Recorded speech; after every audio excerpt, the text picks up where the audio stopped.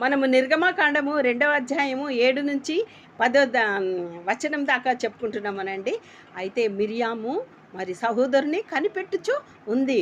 మరి అప్పుడు ఫరో కుమార్తె ఆ పెట్టెను తీసినప్పుడు ఈమె వెంటనే ఫరో కుమార్తె దగ్గరికి వెళ్ళి, హెబ్రీ స్త్రీలలో ఎవరినన్నా తీసుకొని రావాలన్నా అంటే తీసుకొని రా అని అంటే వెంటనే తన తల్లిని తీసుకొని వస్తుంది. అప్పుడు ఆమెని ఈ బాబును నా కొరకు పెంచుమని ఆ ఫరో కుమార్తె చెప్పగానే వెంటనే ఆమె తీసుకొని వెళ్ళి 9వ వచనంలో ఉంటుంది. 2వ అధ్యాయం 9వ వచనంలో ఆ స్త్రీ ఆ బిడ్డను తీసుకొని పోయి పాలిచ్చి పెంచెను. సారీ, 1 కొరింథీ 3వ అధ్యాయము 1వ వచనమును చివరిలో చూసినట్లయితే, క్రీస్తునందు పసిబిడ్డలే అని మిమ్మల్ని పాలిచ్చి పెంచుతున్నానని అపోస్తుల పౌలు అంటున్నాడండి.